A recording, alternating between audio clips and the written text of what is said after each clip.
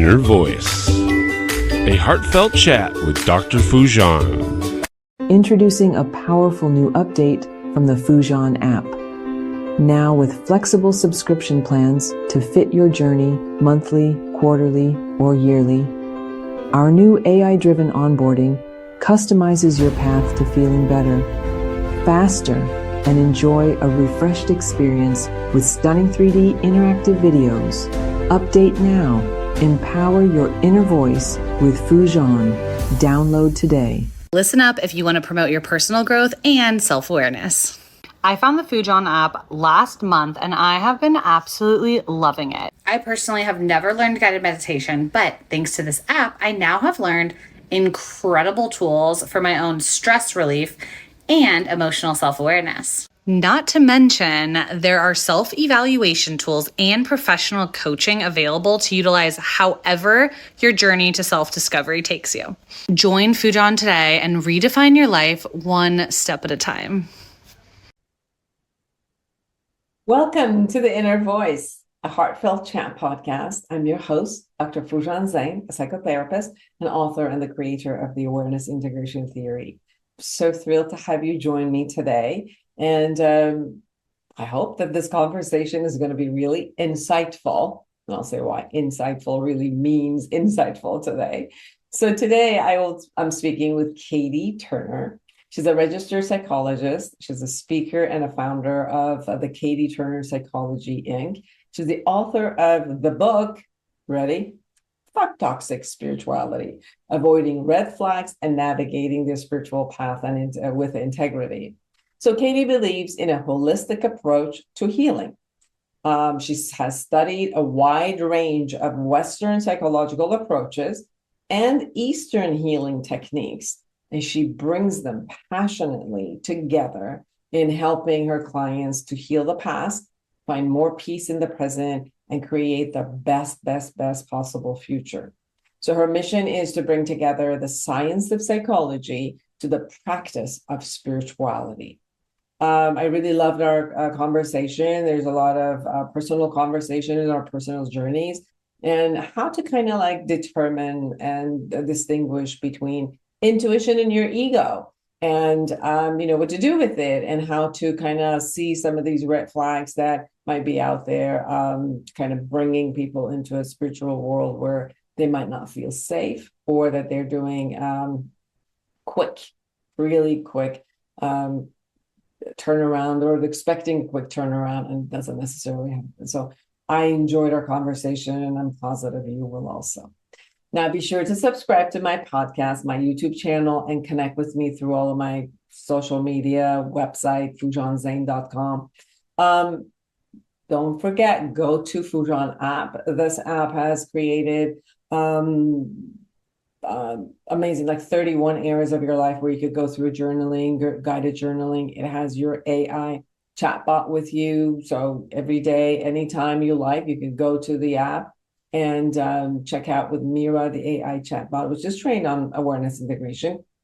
You can ask her questions and she will answer you from that mode and will give you skills.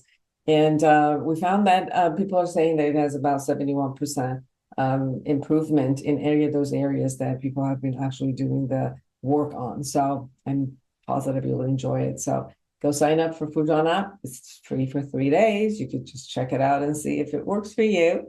I love to hear from you. So without further ado, here's Katie Turner.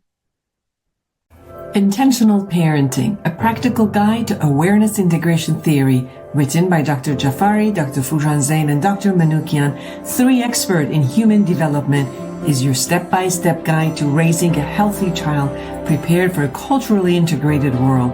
We're supported in parenting infants to adolescents using the latest evidence-based scientific research on parenting. Order your copy on Amazon now. Are you a psychotherapist looking to enhance your practice? The Awareness Integration Therapy developed by Dr. Foojan Zeine is a comprehensive guide to the principle and techniques of this powerful therapeutic approach. Join the growing community who have elevated their practice and expanded their skills by embracing awareness integration therapy and witnessing its life-changing impact. Order your copy on Amazon now.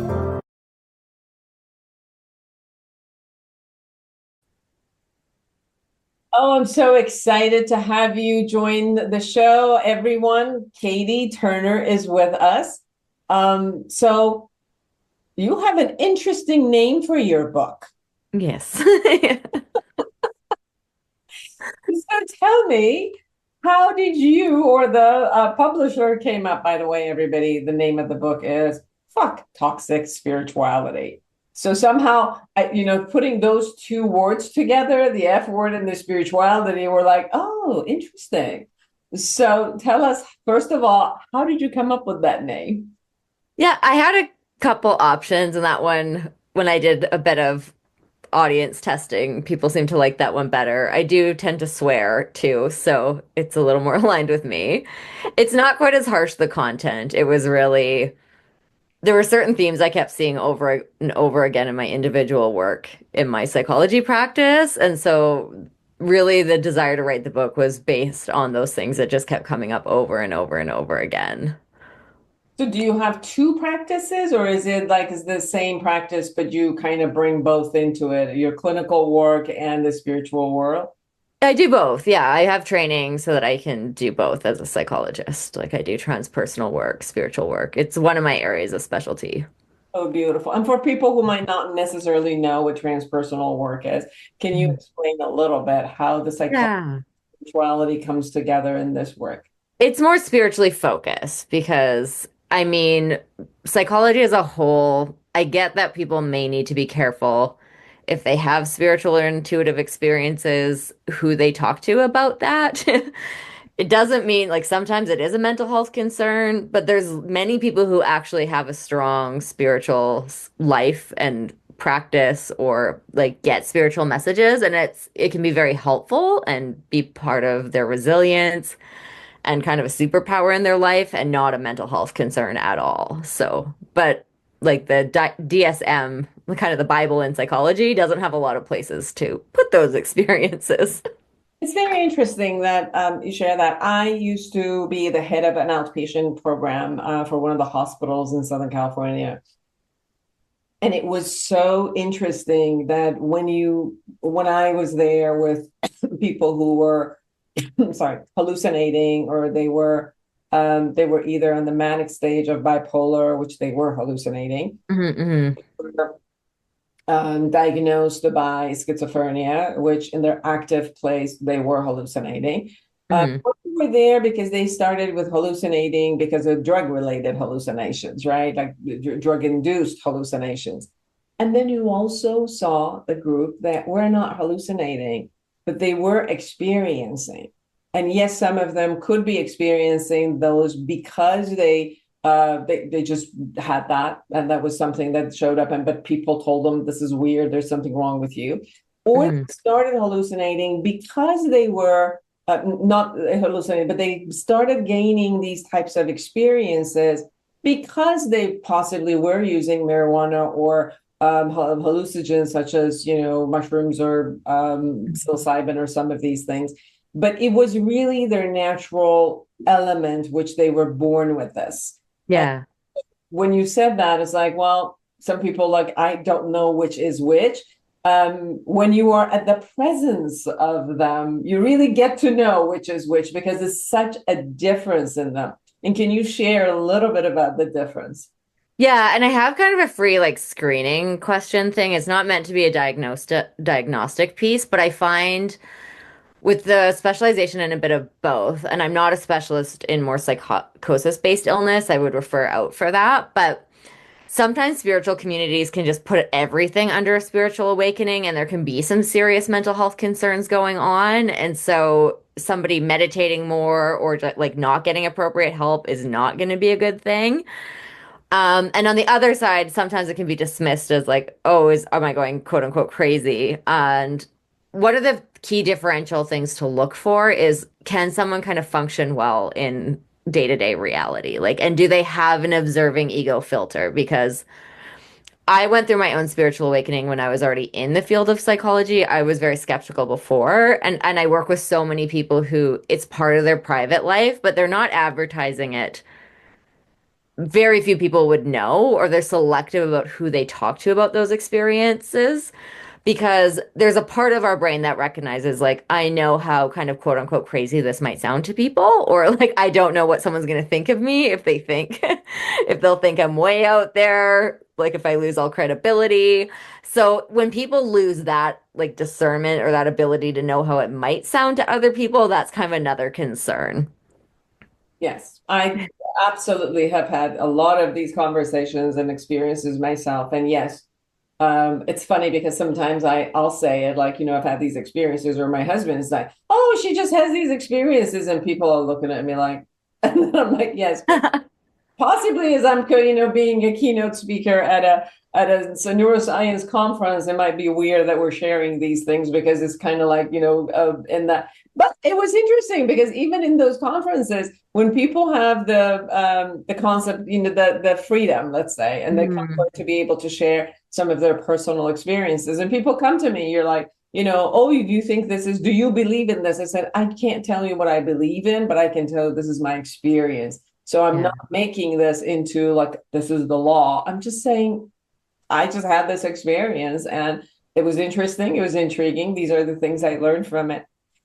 So coming back, you talk in your book about what spirituality is and how to kind of get connected with that intuitive side of you, some of these experiences that you might gain. And I think many of the practices have different functions, and sometimes people gain a particular experience and they want to now induce that experience consistently. And then, there's a different protocol for inducing things. So you could see also that we have an amazing experience, and then suddenly you're like, I want to control this experience. I want to create it. I want to do a particular thing with it.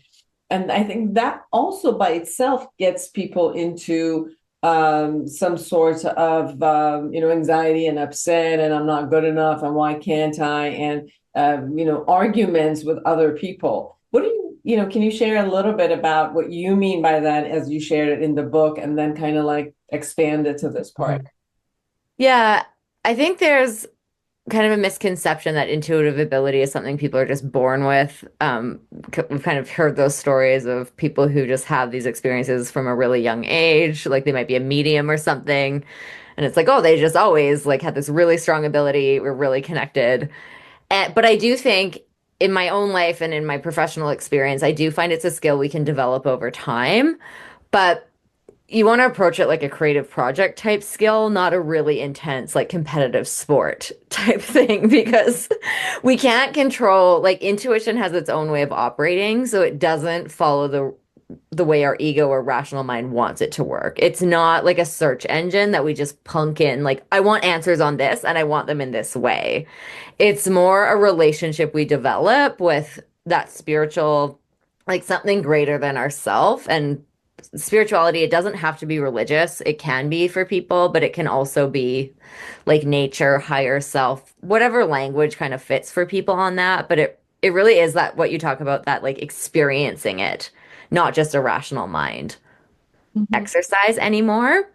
And so, but it is important because we do need, if we want to work to actively develop it, like we need time where we're out of our busyness of like doing and rational mind. Like we need time just to be in more flow states, more in the present moment.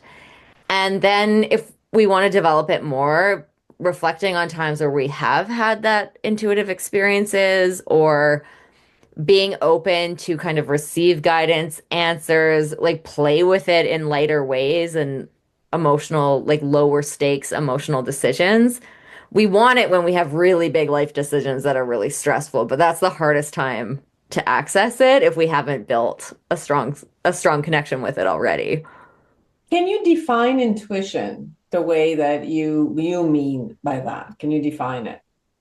Yeah, I have a free quiz on my website about like what intuitive sensory gateway people have.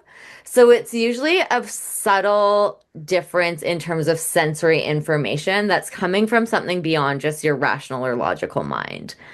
So for some people, it might be insights coming together that their subconscious or unconscious kind of just bubbles up. But I also believe it's more than that. My personal experience, I've got very detailed information from stuff I have no logical mind basis to be pulling from. So I think it's this, and when I went through my awakening, because I'm very scientific minded, I was very skeptical and also looking for ways to see like how can I make sense of these experiences. And I found a lot of the quantum physics research was really helpful to say that if we are really just the nature of reality is this one unified field of energy that we're a part of on this quantum level, maybe that intuitive ability is actually our ability to tap into that and receive information from that field. And there's some really interesting neuroscience research. There's a book called The Awakened Brain that does a really good job of breaking down of like our brains actually seem to be designed or have this neurological capability of actually receiving this information. One of the things that I found for me at times confusing, there are many times that I experience the experiences and gain insight, and I do get it that this is not my ego necessarily, Mm-hmm. just mind coming at it, or like even when you said sometimes this information is so new that I don't even think it was in my subconscious mind either. Like I haven't necessarily ever experienced it in my lifetime that I could say, okay, I got it, and then I put it back in the, filing cabinet, and it's there's also, I think there are times that I'm not sure if it is my ego or it's something that I really want it to be a particular way. And therefore, my subconscious is kind of like manipulating in order to create that type of an insight or type of vision or type, because I wanted so much, desire so much to be this way, intuitively and creatively, my subconscious brings this and weaves it into that level. I don't know if you've ever had that experience. Oh, for sure. And that's normal. I think it takes, because to develop it as a skill set, it takes so much practice and it takes so much feedback and refinement over time because it is often very metaphoric, symbolic. It can be subtle feelings in the body or just subtle shifts in energies. And it is processed like that intuitive information. Also, our rational brain can jump onto it really quickly and like fill in the blanks, and then it's off course. So I think it's a normal part of the process. And sometimes in spiritual communities, there's like, oh, just trust or like trust the process. And I don't really believe in that. I'm more like openness and skepticism and a like healthy level of risk tolerance because we need time to actually get fluent in an intuitive language to like trust our ability to translate it well, know what is actual intuitive information. And sometimes it might actually, we might not be able to get a very clear answer if we have past experience, like old trauma or belief systems that are getting in the way. So sometimes we have to get better at really recognizing when is there internal stuff that's actually really blocking a clear answer. And so it's usually not fear-based or like tight or restrictive. It's usually just a kind of clear knowing. Not always, but sometimes it'll go against what we want. And it usually gives us just kind of the sense of like the next step, but not the entire picture. So if it's kind of like in 5 years, all these things are going to happen, it's very rare it comes through like that. It's kind of like, I have a feeling to go talk to this person or go to this one workshop, and then who knows from there. So in your book, you say how to how to increase that level of emotion. What is it that how have you done this for yourself, where you've been able to open the level of intuition? I know for me, what I've been doing is more, I've tried to do this with matters that are not related to me so that I can at least know that my own desire doesn't show up and try to control it somehow. Yeah. I'm tempted to be able to do that with others. Sometimes we're sitting there and then a piece of information shows up for me, which is not necessarily what they are presenting at that moment. Just say, this thought just showed up for me and I just want to share it with you. And you see if it's, fits or not. or it's about somebody else that, I kind of like connect and ask a question. And because I don't have any personal, let's say, agenda around, I can trust that intuitive concept more. The place that I'm more worried about is where I know that I also have a personal agenda. Yeah, yeah. So I just wanted to ask you, because it's also in the book and you're sharing it with people, how do you kind of fine tune that way of listening for your intuition? For sure. I think, first of all, it is making that space so we can kind of ask those questions and see what comes through. Finding out what your dominant sensory gateway is really helpful, because in the beginning you want to really focus on like that one or two dominant gateways and not just be the way you think it should be, of like whether it's an auditory message, visual, just a knowing, or is it more like sensation based in your own body, like emotional or physical energy? Because we all tend to have one or two, and when you know your dominant one, you can go to that one a lot more. Starting with things where it is really low emotional stakes, like you don't really care what happens, not in a negative way, but so other people, it can also just be really low stakes pieces of like you're going to someone's house you've never met before.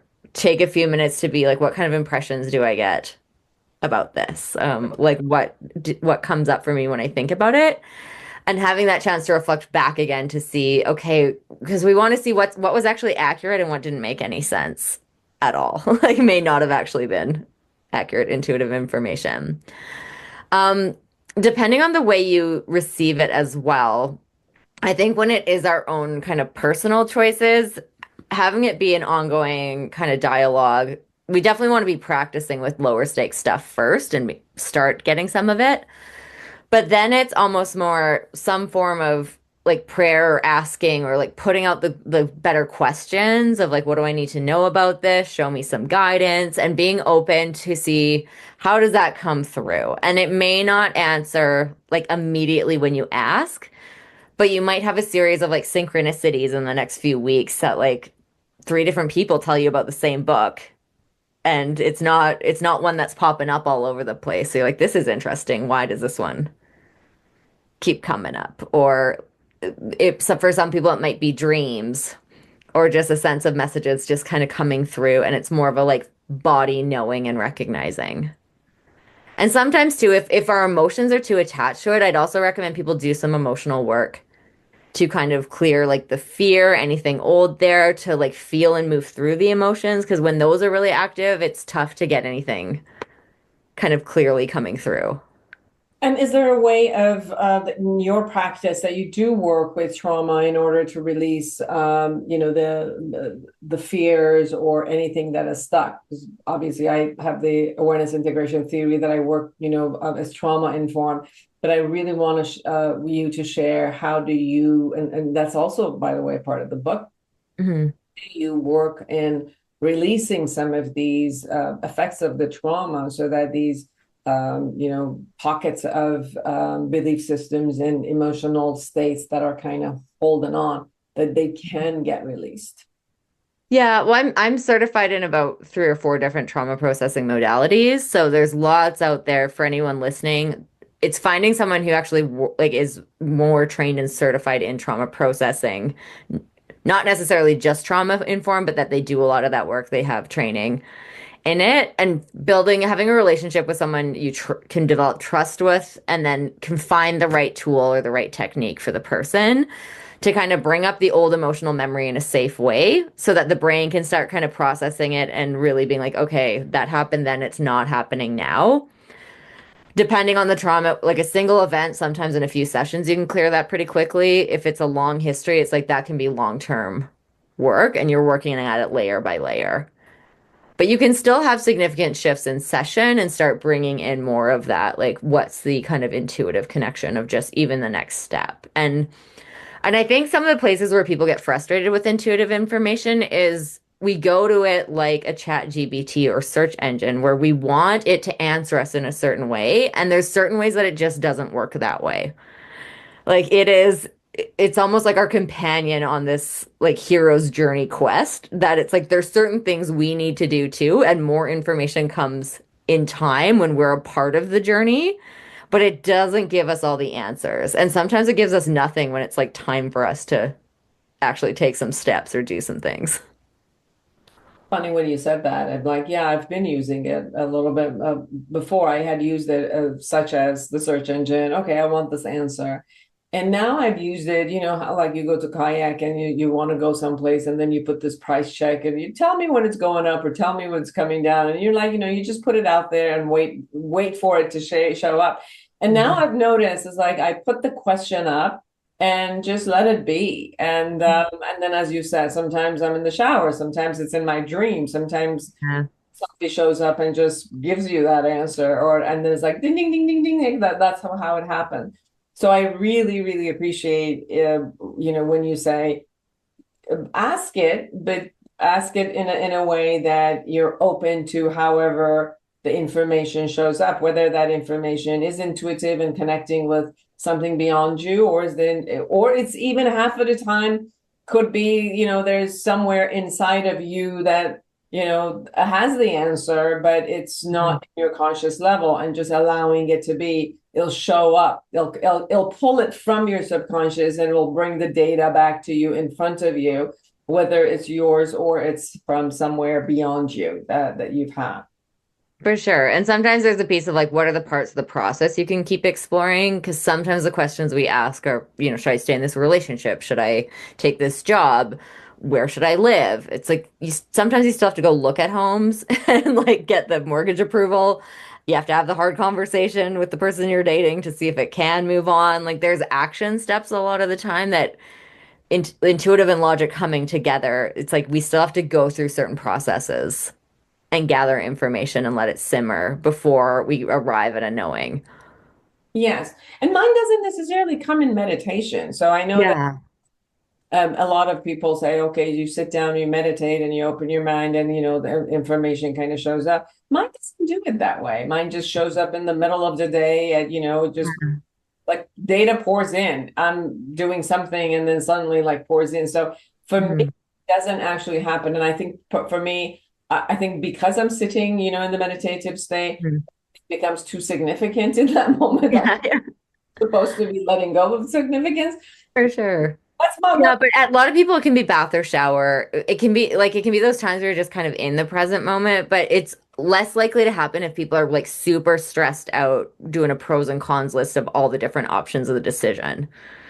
Like those are less the least likely times that that intuitive information is just going to come in. We kind of have to let it sit. Yes. So, what do you mean by toxic spirituality? Yeah, so I do mean it as a spectrum, and there's a lot of different ways it can show up. Some of the different kind of themes I talk about in the book overall are, and again, a lot of this comes from my own experience going through a spiritual awakening with the psychology background and the stuff I saw, as well as supporting clients through it.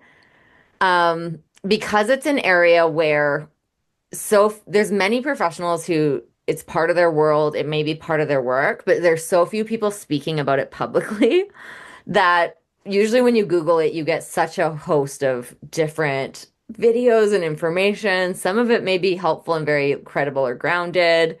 Some of it is really out there and concerning. So I talk about everywhere from kind of like well-meaning spiritually based communities, but where it's really kind of too light and fluffy to the extent of toxic positivity.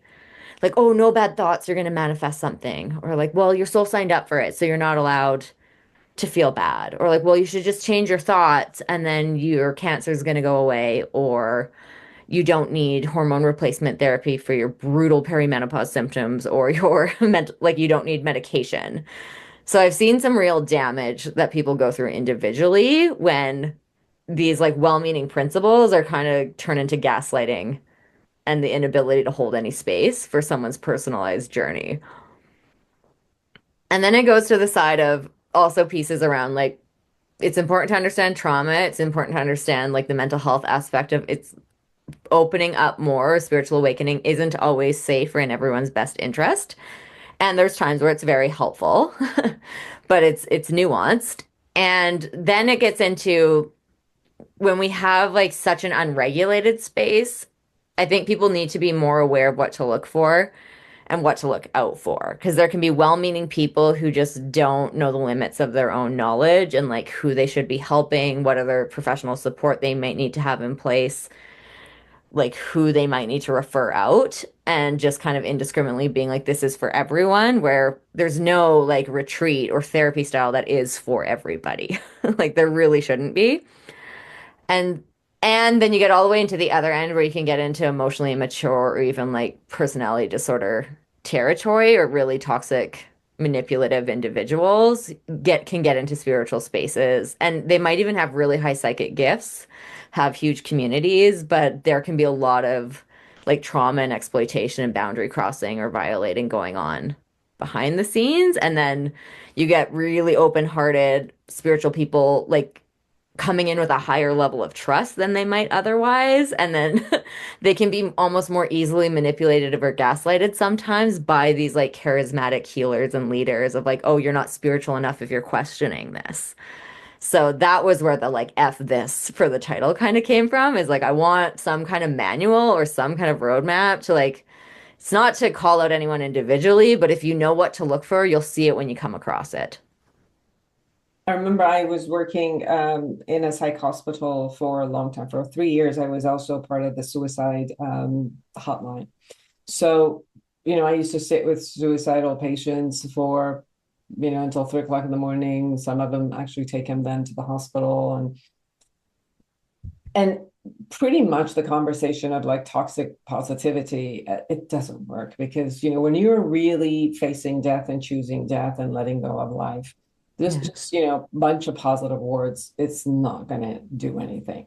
And I remember at that time, I've been a therapist also for 30 years. At that time, it was like, okay, for some reason, psychology is not enough. We can't, it's not offering enough for a certain population. I started with this journey of going and searching and asking anybody about their spiritual journey, what goes beyond, what happens, all of that. For 5 years, I went everywhere, to the Native American reservations in Mount Shasta and Sedona and Colombia and, wherever.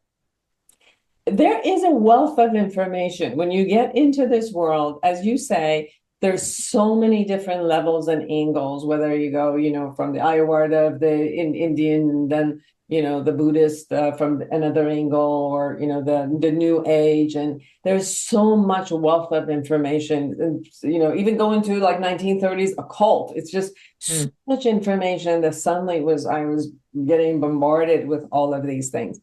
And I remember just for me to be able to just experience the experience, going to a lot of these channelings and just experiencing the channelings and the messages.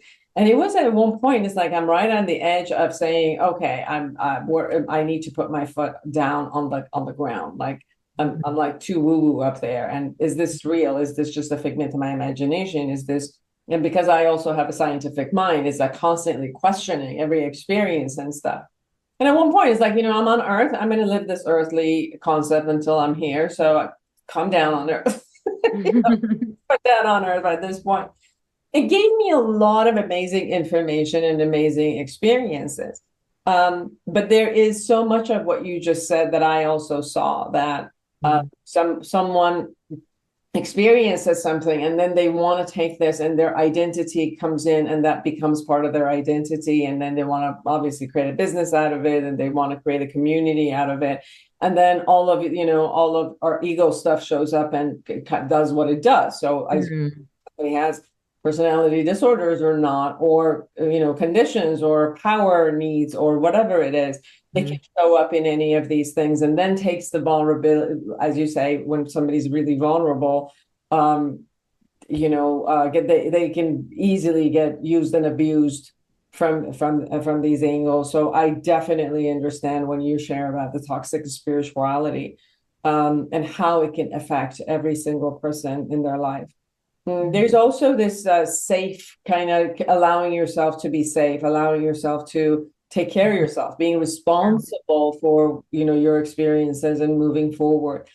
There's also this, some people get that experience on their own, but there are many, many people now that they're also getting experiences via, psychedelics, Mhm. psilocybin, mushroom, ayahuasca, many of these things that are, popping up now everywhere also. And because there are going to be some research, and there's a lot of research being done in order to look at it, can we use it from a therapeutic, angle and moving forward? So the hype is much more than this past, let's say, like 5 years. And there's a lot more of people actually having the discussions and conversations about reaching spirituality, not just a kind of like a hallucination concept, but reaching spirituality, reaching, another layer of, kind of downloading as they go through these type of trips, let's say, or experiences, and that many of it stays with them. Sometimes it's the first time they experience, and then they do like rituals so it can stay. Can you share a little bit about that angle?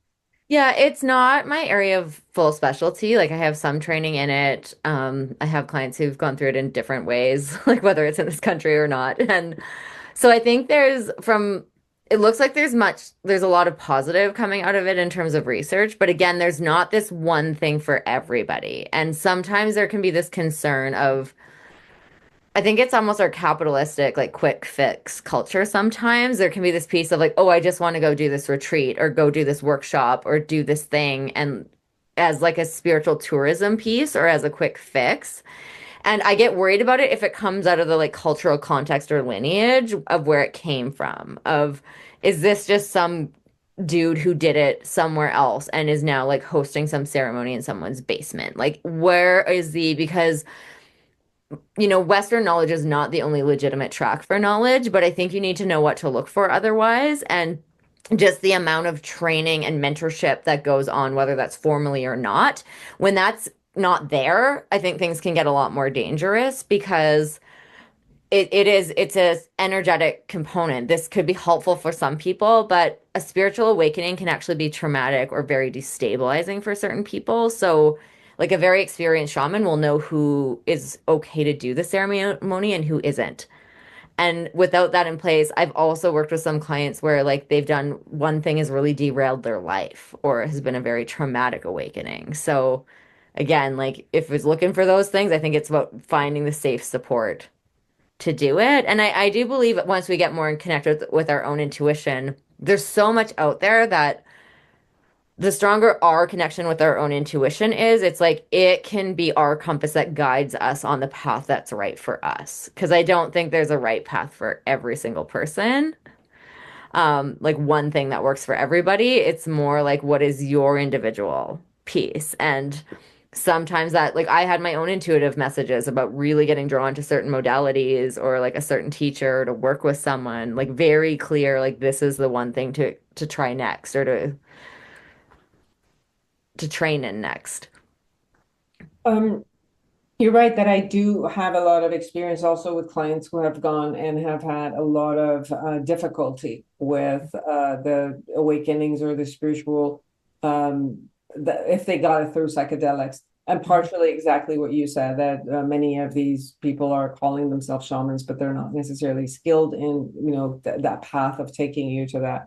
One thing I noticed though is like if somebody like you said, they want to take this fast path of instead of going through therapy and healing through their traumas and facing their traumas and letting go and going through the process, they're like they heard it from somewhere that you could just go and have a psychedelic trip in some country and then, completely be healed from your trauma. And what I've noticed is when people have not done their actual work, a lot of times these trips are very, very frightening for them. Mhm. It actually re-traumatizes them. And so, I had heard in one element of one of my clients when the shaman just left in the middle of whomever he called himself shaman, he left in the middle of a ceremony with 20 people completely, engrossed in psilocybin and, combination of something. And that really traumatized my client. And Yeah. to go through, the trust that she had given, and this is what had happened. But you could see this, you can't do a shortcut. You've got to handle your life and things that are there in a safe space and in a conscious space. so that you know that when, even if the doors are opening and giving you other skills or other information, that you could incorporate that and integrate it into your day-to-day living. Because if you're not able to integrate that, then it's going to be really shocking for your whole system. And it will take you off from, moving forward and just, day-to-day function. Yeah, we're very similar in that I think that like spirituality can be very helpful. It can be a very positive tool, but I think it should help us function in this lifetime and in this world. When it starts to fully take us out of it, it's like, well, we can be a spiritual being without being here in a human experience. So I don't think that's helpful for people if we're too far out there, like to not living, not taking responsibility for what we can. And I mean, I don't blame individuals necessarily because I think we are kind of bombarded with advertising and messages of like there is always this push for like quick fix. And I mean, I work with so many people where it's just like everybody's so busy, like just working and surviving that it's like, okay, can I just pay or can I do this quick thing and like be done with it? But I do think our journey it's a longer term, like lifelong integration and evolution over time. Absolutely. Anything we haven't shared that you really want people to know? Yeah, I think the main thing is just when I went into the research for the book, it's spiritual experiences are a lot more common than people realize. They're actually very common. They're just very rarely talked about publicly. So I want to help take some of the woo out of it and know that it can be a really helpful resource. And like it's within everyone. We can all have some level of connection and develop it. Absolutely. Everyone, go get this book. It's Fuck Toxic Spirituality, Avoiding Red Flag and Navigating the Spiritual Path with Integrity by Katie Turner. Thank you for coming. Thank you for, having this conversation. Thank you for sharing your expertise. Where can people find you? Yeah, thanks so much for having me and sharing your experience too. And people can find me at katieturnerpsychology.com and they can do my free quiz there and get a free challenge to help deepen their intuition.